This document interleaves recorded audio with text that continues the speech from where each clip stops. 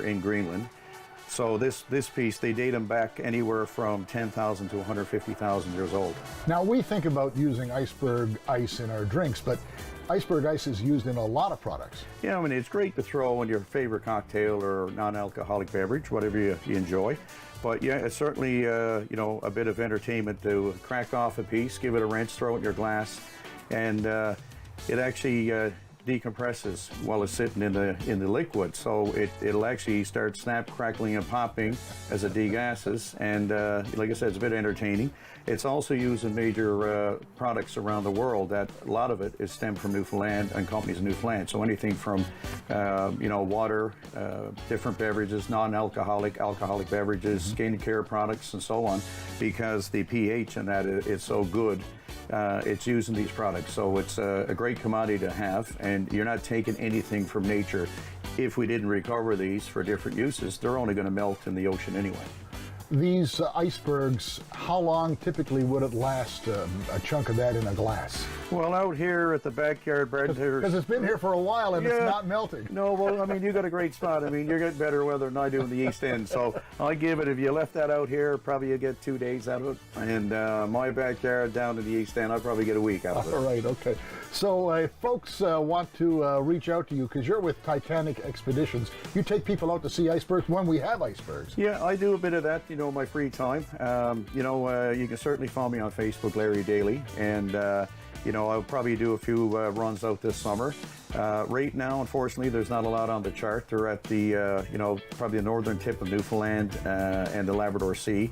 There's still probably 100 targets there making their way down this way. So hopefully, you know, by, I'd say, mid to late July, we'll have some icebergs around St. John's, Bonavista. Vista. So it'll be great for, you know, staycationing, or when the tourists start coming back to Newfoundland and Labrador, it'll be great for them to enjoy them too. All right, Larry Daley from Titanic Expeditions. Thanks for joining us on Backyard Bartender. Thanks for having me. Welcome back to Backyard Bartender. I'm Brian O'Connell with a very special guest joining me today. Ricky Lopez is known around town in the local bar industry, one of the best bartenders in the city, because he's been on an award-winning team for making some fabulous cocktails. Welcome to the show. Thank you. All right, so how did you get started in the bartending business? I started around 2015, 2016 bartending weddings, and my first shift was one of the most horrible work experience I ever had in my life, because I didn't know any of the spirits. Yeah. I usually don't drink back home. Yeah. And English is not my first language. Okay, so that was difficult. Yeah. But you didn't start out as a bartender. You were going to Memorial University. Yes, I was. Well, I was going at that time. Yeah. Yeah, for sure. And you were studying to become a mechanical engineer? I did. Yeah. So you are a mechanical I'm engineer? a mechanical engineer. And yeah. now you're a bartender. Yeah. So you're going to join us today with 3 wonderful drinks, and we were talking about the history of alcohol and the cocktail revolution that's happening in Newfoundland and Labrador. Yeah. So what's the first drink we're going to make today? Today we're gonna the first one we're gonna make is it's called a Negroni. Okay. So it's a balance of 3 different spirits. It's a very old drink, and it's my personal favorite. Okay. Well, All right. you can start right in. All right. So we're gonna start with gin, Beefeater gin. The reason why I chose Beefeater gin is because its orange notes pair excellent with Campari. Okay. And then we have the sweet vermouth Martini Rosso. So these are the 3 ingredients that comes in the Negroni. So I noticed from the bartenders that I've been talking to, everybody has particular, I mean, I think gin is gin, but apparently it's not. I mean, I would think that all gins are created equal. No, so the common thing of gins, every gin has to have a juniper berry in there, right? Okay. So gin is basically vodka infused in botanicals and herbs, right? Okay. So that's what gin is, and some there are different types of gins. Some other have more of this, some other have different botanicals. So there are different recipes for different kind of beans. Okay. All right. This one is good for a Negroni because of what I said, the orange hints that appear behind your tongue. Okay. So how much gin are you going to use in this? So the original recipe calls for equal parts of each spirit. Yep. So right now I want to fill the glass a little bit nicely. Okay. So we're gonna do 1 1/4 of an ounce. Okay. Okay.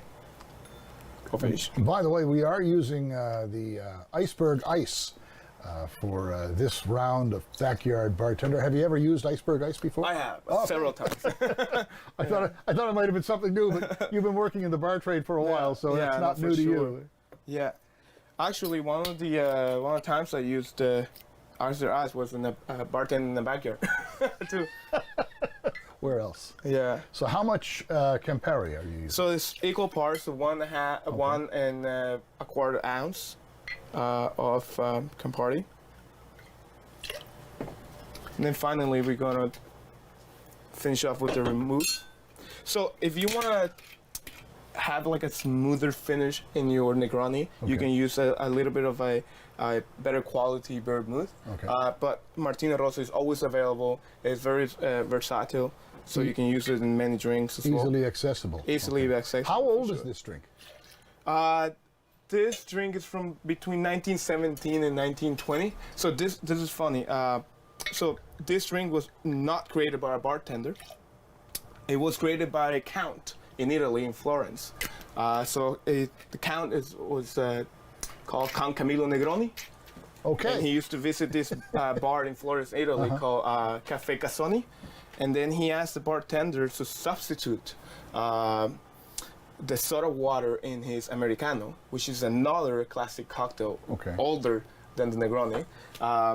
So he asked for gin instead of soda water because he wanted something stronger, he wanted something drier. And drier is the key word in here, right? Okay. So gin, he substituted gin, and then he started asking for it every time he went to the bar. So they started calling him the Negroni usual. Of course. So yeah, the first appearance is between 1917 and 1920. So what's and the that's next? the history. What's the next step here? We're gonna get the glassware ready. So you want to have it in a nice chill glass. Okay. And now we're gonna stir it. So this is a very stiff drink. Yep. So you're looking at when you're doing stir drinks, you're looking at viscosity and dilution, right? Okay. So I'm gonna grab this with my hands. Is that Sure. okay? Yeah. I'm gonna put some ice there. I'm trying not to use a lot because I know it's a valuable ice, but you want to create a nice texture of the drink, and the only way you can do that is to correctly mix it, right? Sorry, I'm touching it all over. All right. Now we use a bar spoon to stir it. Usually you fill it up with ice, but I don't want to waste that much with the ice, right? So we're gonna stir it, and you're looking at a froth develop on the glass, and that mostly occurs when you have a lot of ice. So this is just a technique of making a drink. There are 4 techniques of making drinks, right? Just one. So we're gonna stir it nicely into the glass, and you're gonna look at the viscosity that I was talking to you about. Right. Right. It's a nice color as well. Fill it up nicely. For garnish, we're gonna use an orange peel. Now, I like to express my orange into the glass, meaning that I like to transfer the oils of the orange into the glass. It just creates a nice, smooth finish, and you start tasting the cocktail with your nose. Little express there. There you go. And be careful with this first sip. Okay. So this is the Negroni. Yeah. And it goes back to 1917, 1920. Cheers. That is simply delicious. And this would be a summertime drink or a fall drink or any time Anytime drink. Well, the Negroni, it goes back to 1917, 1920. And for the gentleman who came up with this, cheers. We'll be right back on Backyard Bartender.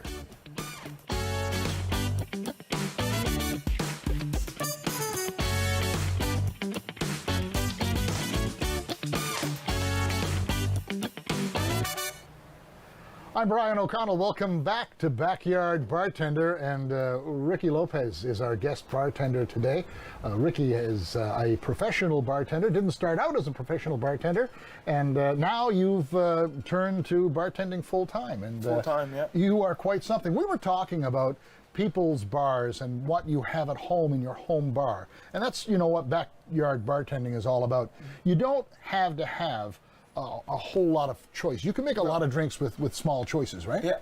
So let's just talk about that for a moment. So that's basically what I did here. with this selection of spirits. Okay. So you have a couple of base spirits. You have your fortified wine, and you have your bitter element as well, which are these two.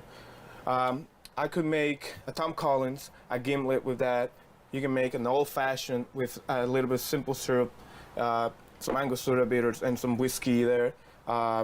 You can do an Americano, which we say what came before the Negroni, which is Okay. basically Campari, Supermooth, and some soda water as well, right? So you can do a lot if you choose wisely your spirits. Okay. Right. What are we going to make this time?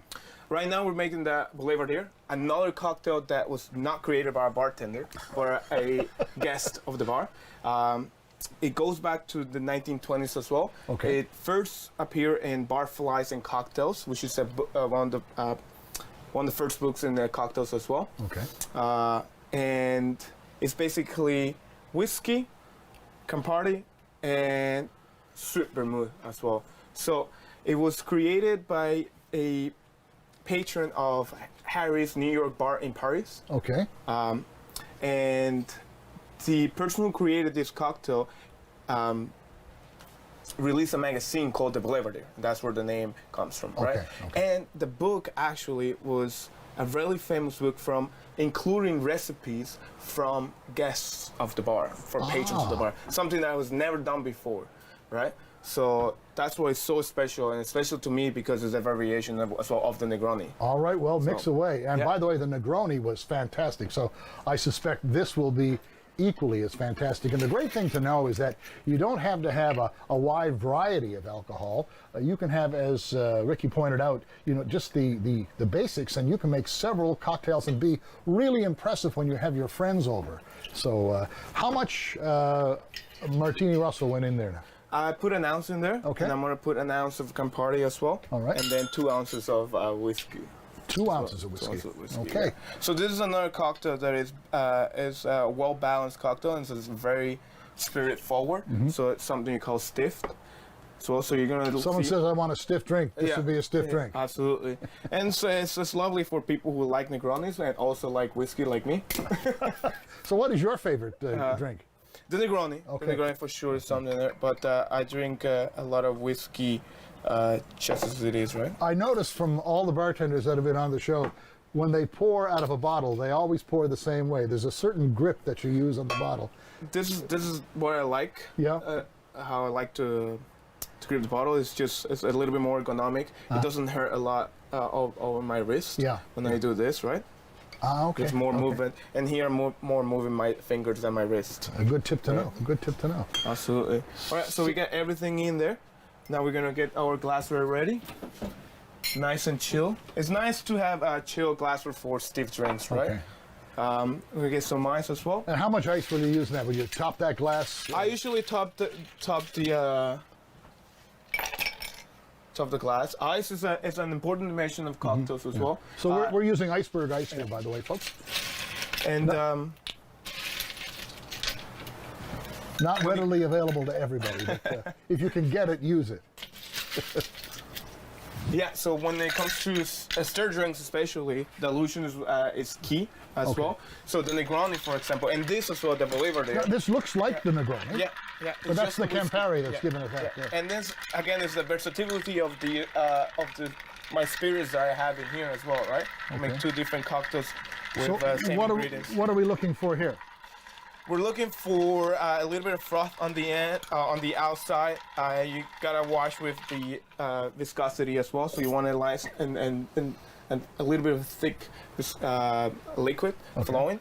So when you're pouring it, you don't want to pour it too high. Okay. Because that's adding air to the mixture. Okay, yes, Yeah. right, of course. Okay. Yeah. So you want a nice and singular stream like you're looking at it there. Now that looks really thick, Yeah, that's what and it's supposed to be that way. it's supposed to be there, and that's because of the sweet vermouth as well. It has an element there as well. And does that thicken because you're stirring it? Is that what causes that? When you're stirring it, you're basically adding water to it, so Okay. you're diluting it. Oh, okay. So not really. It's just a mixture of your spirits Okay. that you have in there. Okay. So it's the same garnish. It's exciting. Yeah, I like to use a lemon peel instead for this, just because the whiskey has a nice aftertaste with the. And for backyard bartenders, what kind of tools should they have in their collection? This is a mixing jar or a mixing glass or jar. You can build these drinks for sure. They don't have to be stirred. No, okay. But that's the correct technique. Yeah. But if you how want to build impress it. your friends. Yeah, definitely. All right. And we do the lemon this time around? The lemon this time around just to pair nicely with the whiskey. And again, this drink is called? Boulevardier. Boulevardier. Okay. Well, cheers. And it's still using the same spirits we used in the Negroni, but a different taste, I think. We'll find out. Oh, I get the lemon right away. You get that you get the you taste the drink with your nose first. Yeah. That's correct. And that is a completely different taste than the Negroni. Negroni. Sorry. Obviously. This one is another fabulous drink that you should add to your cocktail collection. And if you want to impress your friends, learn a couple of these drinks. And again, as Ricky pointed out, you don't need to have a wide selection of alcohol in your bar. You just need to have 3 or 4 of the right ones, and you can make several drinks. Cheers, everybody. We'll be back with another cocktail right here on Backyard Bartender.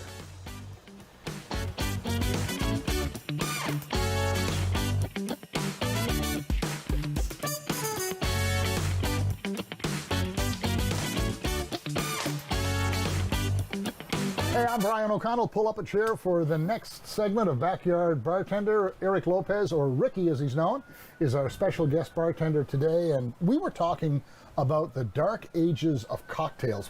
What do you mean by that? Well, after the 60s and before the 80s, there was a period of time that people were doing an overly sweet cocktails. Yeah. Some other people call it the punk edges as well. Well, some other literature call it punk edges because there was a lot of names like a lot of shooters, strange shooters like the porn star drinks and other drinks like that were overly sweet, they were not very well balanced, and they basically threw away the classics out the window. It seems to me that everything was a martini back then. Yeah, and that's when the word started to be used for every type of drink, right? And a martini is just one type of cocktail. It's the gin or vodka, and the dry vermouth or not. Stirred over ice, served. You can actually do shaken like James Bond likes it. Ooh, yeah. Okay. Shaken, not stirred. Oh, there you go. Yeah. So this time around, are we using the same beverages that we used before? That's an interesting question too. And a good bartender, when it's making a drink as old as an old-fashioned or as a whiskey sour, as a Negroni, needs to consider when he's making it that how did it taste back then? What kind of spirits they have? So these are different cocktails because there's different products available to us, right? There's a little bit different taste, but the flavor combinations and the balances still are the same, right? Okay, so we're going to do a whiskey sour, and in the whiskey sour, what are the ingredients? The whiskey sour, so the base spirit is going to be rye whiskey, so this is Canadian whiskey, and sweetener. We're using a simple syrup. Simple syrup, okay. Right. We're using fresh lemon juice. Okay. And we're going to use the egg whites of an egg. Okay. All right. Well, let's get to it. And while you're mixing, you can probably tell us the history of the whiskey sour. But keep working. Yeah. So the first appearance on paper of the whiskey sour was in Jerry Thomas' How to Make Drinks, which is the first cocktail book. And Jerry Thomas is the grandfather of craft bartending and flair bartender. And it originated as more like a punch than anything else. Okay. So meaning that it relied on a little bit of water to dissolve sugar. Okay. It was not until 1895 that another bartender used simple syrup for an apple brandy sour. Okay. So it's a very old drink, very well balanced. So what are we going to do here? So I'm going to start with the egg whites of an egg. So it's a little bit more laborious drink than the other ones. So we take the egg whites, or generally 1 ounce of an egg whites. Okay, it's nice and clean. All right. Now we move up to the simple syrup. So don't worry, we're cooking the egg. So it's called emulsifying. So yeah. So I'm cooking the egg with citrus and alcohol, right? So we're gonna do a dry shake first. Okay. Which is basically cooking the egg. All right. So how much simple syrup? You can use 1 or 0.75 depending on how much booze you like. So I'm gonna use 0.75 ounces of simple syrup, 0.75 ounces of lemon, and 1/2 ounces of your base spirit, which is your rye whiskey, right? All right. And for other bartenders that are watching out there, this is a 1-to-1 simple syrup. Okay. So that's the ratio: equal parts sugar, equal parts water. This is bartender speak, and yeah. So we're gonna use the fresh lemon juice.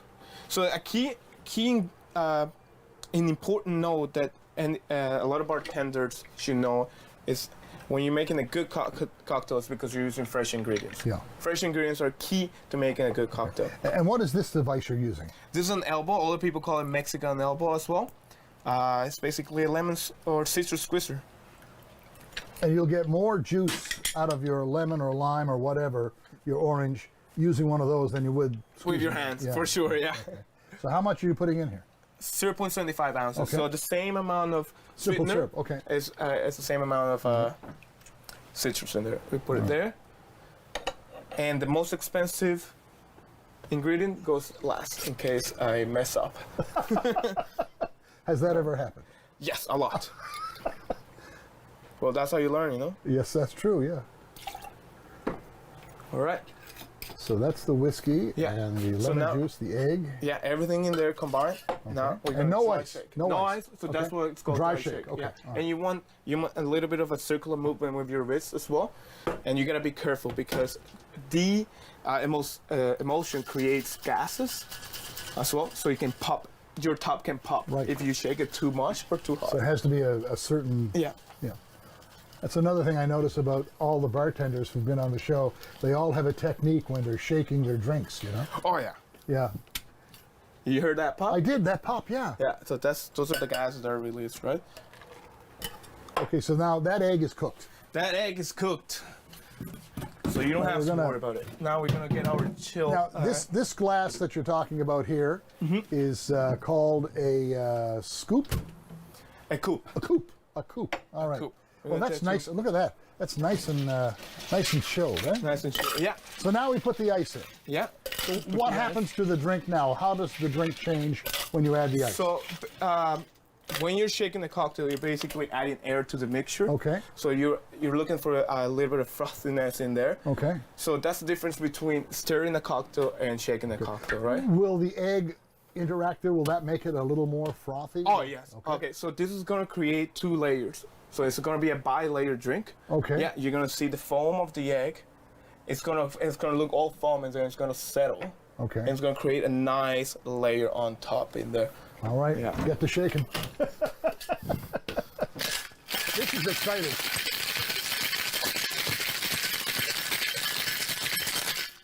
And that's a completely different shake than the first time. Yeah. So you want to get that nice frostiness in there. So that's how you know you've shaken the drink enough. 8 to 12 seconds is enough. You want that ice to go from one end of the shaker to the other end very violently, especially if you're dealing with egg whites. Okay, yeah, okay. Yeah. Now we're going to double strain it. All right. So you can see. Oh, wow. Yeah. Wow. So all foam now, and it's gonna settle. And meanwhile, it's settling, I'm gonna add the garnish, which is gonna be Angostura bitters. Okay. Because this is a good practice when it comes to working with egg whites. Okay. Right? Sometimes the egg white smell is gonna come through your drink, and you don't want that. It happens, but you don't want that. Okay. So what I'm gonna do is add some aromatic bitters on top. Okay.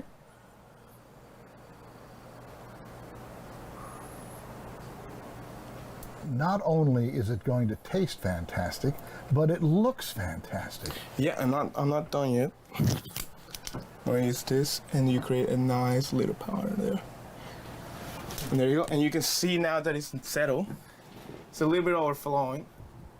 2 layers, the foam, and then your cocktail. Sorry about that being a little bit overfilled. And this is called again? A whiskey sour. A whiskey sour, and this is the original whiskey sour, and the design on top. Definitely a beautiful cocktail.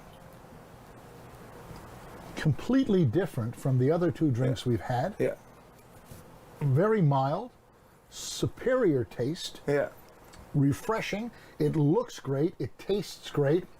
Whiskey sour goes back to what year? 1862 was first recorded, but it definitely dates back to several years before that. If I can honestly say, this is the best whiskey sour I have ever enjoyed. Cheers. The original crushable. Cheers. We'll be right back on Backyard Bartender.